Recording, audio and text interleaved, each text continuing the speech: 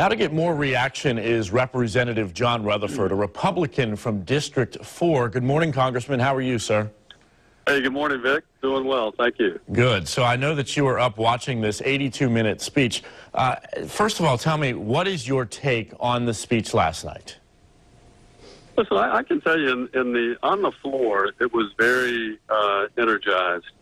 The president made it clear that the State of the Union is strong, but then he talked about the threats to that strong union. For example, the southern border, the drugs pouring across, the crime that's coming across that border, and the need to secure that. But what I also appreciated particularly was he threw down the gauntlet on this move towards a socialist governance, which destroys the freedom of choice for individuals. And he said that this country is not socialist and will never be socialist. And I think that was a great point to be made. Obviously, you were pleased with his remarks there. What was the most successful part of this speech, in your opinion? I tell you, Vic, he used those individuals in the gallery, those World War II individuals, to show that when America is threatened, if we come together, not as Republicans and Democrats, but when we come together as American citizens to protect our country and our way of life, our freedom, not a socialist way of government, but our freedom, that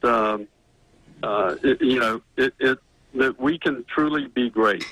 And I think he threw out that choice for us. We can either continue to be obstinate and divisive, or we can come together to support greatness. And I thought he used those individuals in the gallery amazingly to make that point. Congressman, if you were in his shoes, would you have done anything differently? Do you think that there were any misses that could have been a little bit stronger last night? No, look, I tell you what, I thought this speech was very Reagan-esque. I mean, I was very pleased with his approach. I also like that he didn't shy away from some of the really tough issues, like this infanticide that we're looking at right now. And that he called on Congress to pass a federal law to stop this late-term abortion. The idea that a baby can be born and then allowed to die, and that somehow that's health care, that's not health care, that's murder. How long do you think it will be until we actually reach a compromise with the federal budget? I know that I bumped into you a couple of weeks ago. We spoke about this, and it's a very, very contentious issue right now. Yeah, well, I think the sticking point, obviously, is, the remainder of the government that needs to be funded is Homeland Security and a couple other departments. But mainly the sticking point right now is the southern border. And I think if you look, Vic, it's not a manufactured crisis at that border. Listen, we have drugs pouring across that border.